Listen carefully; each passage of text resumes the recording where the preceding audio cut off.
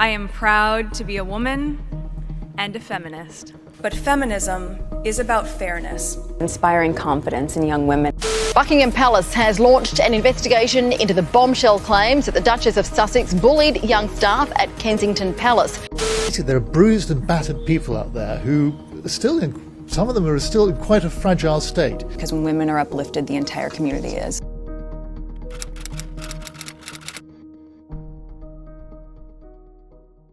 So for today's video, I want to focus a lot more on the bullying allegations that have been described in the extract published by The Times of Valentine Lowe's upcoming book. You know, since the palace won't do it.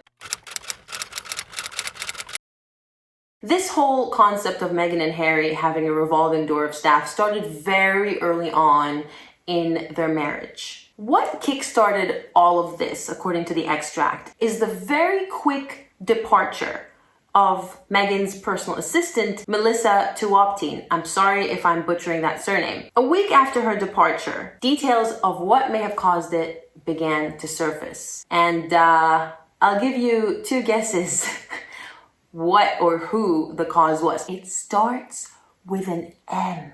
So our very favorite Duchess of Monty Shit Show apparently put so much pressure on Melissa that she reduced her to tears. And what exactly led to the disagreements or the clashes between the two? The freebies. I mentioned this little detail in the last video, but I didn't really linger much on it. But we all know Meghan's history and her love of freebies. And from very early on, since the 2000s, she was frequently photographed attending these events, posing for the cameras, and collecting her freebies. Unfortunately, old habits seem to die hard because the Duchess continued with this behavior even after marrying into the royal family. Melissa, unlike her boss, was keen to follow the household rule that members of the royal family cannot accept freebies from commercial organizations. And Meghan wasn't too happy with that. And they weren't just limited to clothing and jewelry, by the way. It went all the way to candles.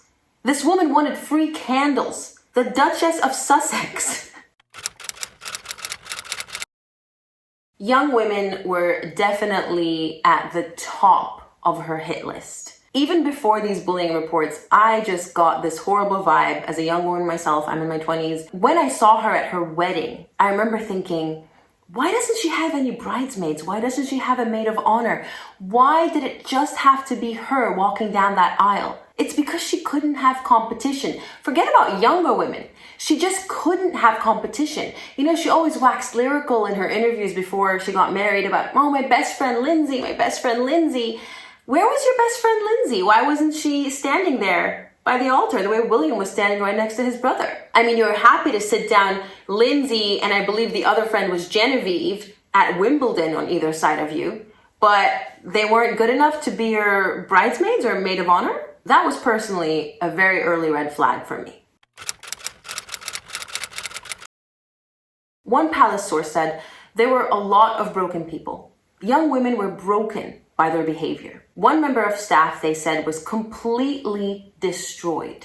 Other staff members considered resigning and described the couple as dreadful, outrageous bullies. And it's important here to remember that Harry is lumped in with this. So it's not just Meghan. So it turns out that much like his preaching about the environment and not taking as many holidays and flights and trying to reduce our carbon footprint while he takes his family on private jets because they're better than the rest of us. Didn't you know? It seems like this is another situation of not practicing what he's preaching. Harry the hypocrite. I think someone needs to hand them both a dictionary and understand the difference between misogyny and feminism because I think they have them mixed up a little bit. And this harsh treatment wasn't confined to junior staff. Samantha Cohen, who has worked for the Queen and in the Queen's household for years, was also seemingly targeted. Correct me if I'm wrong, but I believe Samantha wanted to retire and then the Queen asked her to take Meghan under her wing, show her the ropes, you know, give her the Duchess lessons that Meghan claimed she never received. Poor baby had to learn the national anthem of England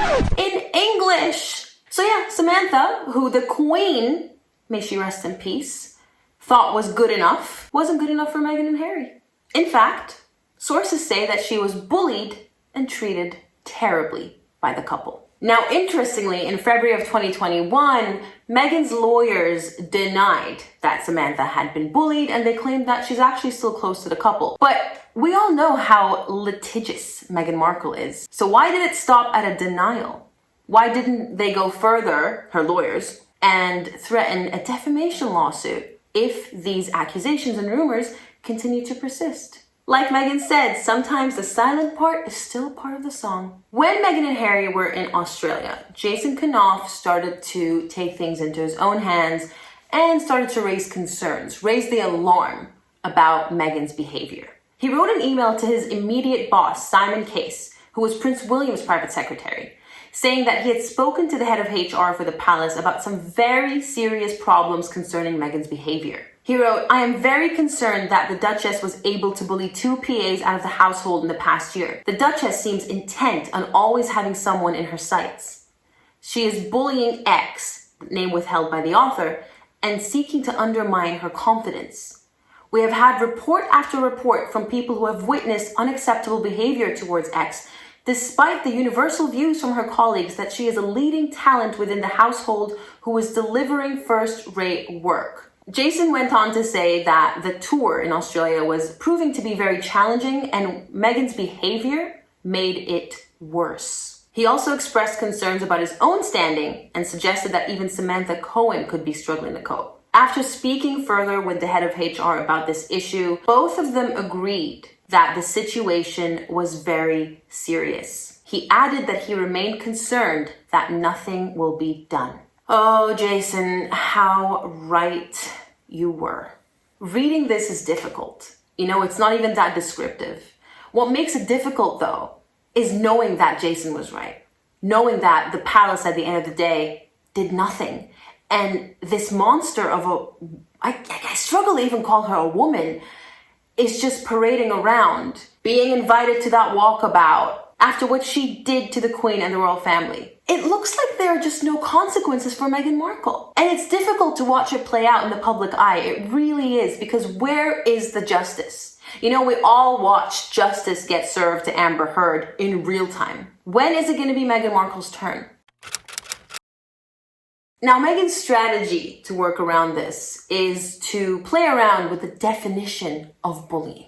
Her lawyer, Jenny Offia, described it the following way: improperly using power repeatedly and deliberately to hurt someone physically or emotionally. Something that Meghan, of course, denies ever doing. It's funny because to me, reading that very brief description and very apt description of what bullying is, seems to exactly fit the behavior that we just read a couple of paragraphs above to a T.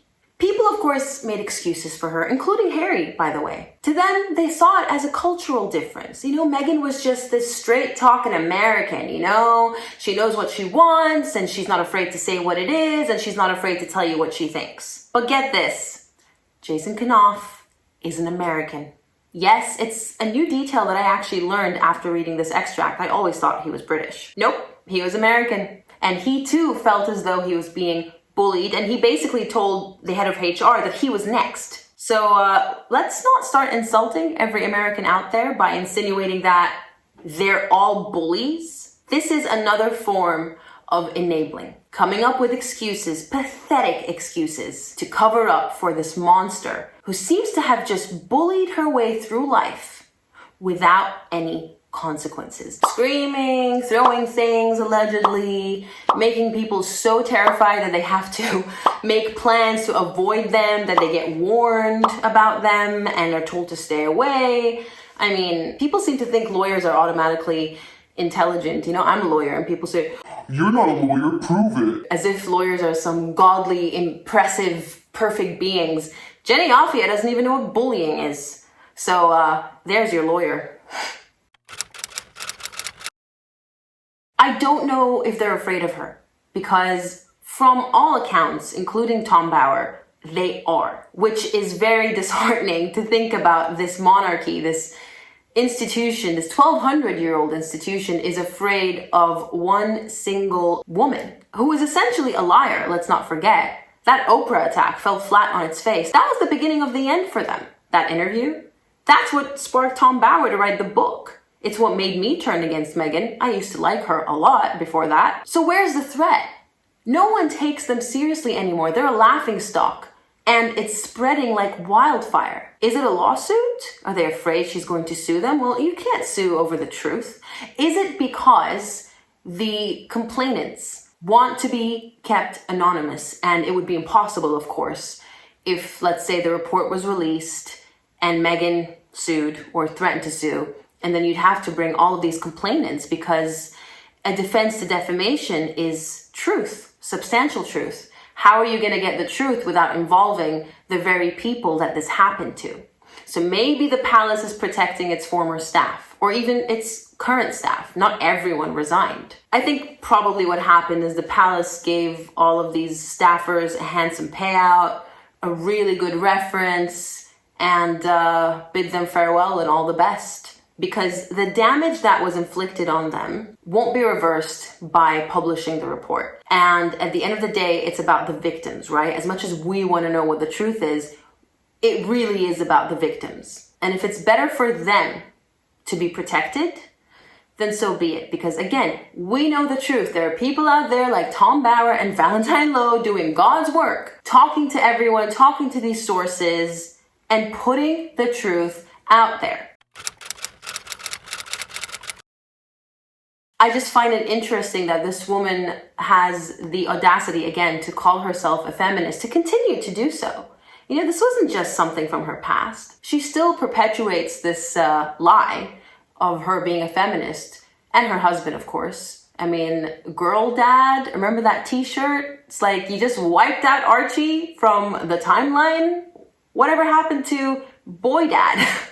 What's wrong with boys? She sat there when she was pregnant for a vaccine fundraiser, and that entire speech was about young girls and the future and women and how important women are and how integral it is to take care of our women, and that there can be no world without women, and that men have to get on board. That's her whole spiel.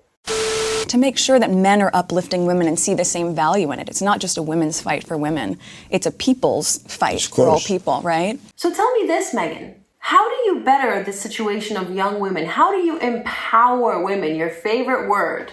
How do you make the world a better place? By bullying women. You know, you focus a lot in your speeches about the future. Well, guess who makes up the future? Young women.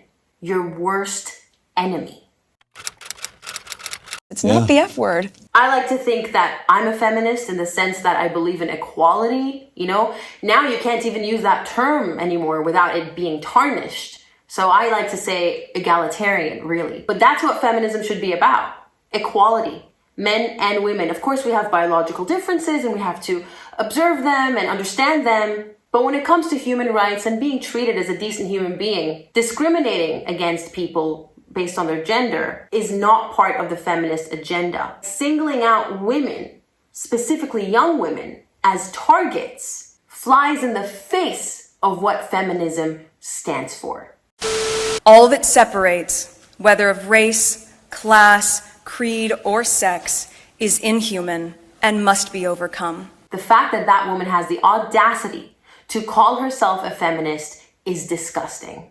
But then again, she had the audacity to do a lot worse. And of course, her husband is just as guilty. Let's not pretend that Harry ever put himself out to be a feminist before Meghan got into his brain and made him her little puppet.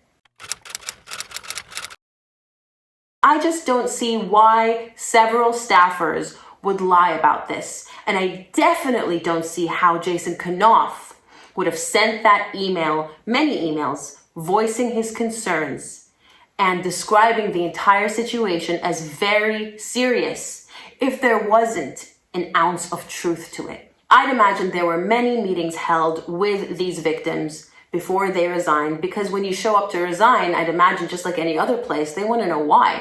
Especially if you're crying or if you're visibly upset or you're scared, the institution would want to know why. And, like I said in the last video, The fact that Meghan Markle is not suing for defamation over these allegations speaks volumes.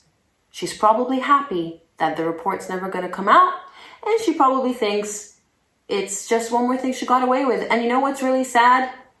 She wouldn't be wrong. That's it for this video. Thank you so much for tuning in. As usual, don't forget to let me know what you think of this entire suppression of the report. Do you think it's the right thing to do in the interests of the victims, or do you prefer that the report is released regardless? If you enjoyed the video, please subscribe and hit that thumbs up if you liked it. And I will catch you in the next one. Thank you so much. Take care and bye-bye.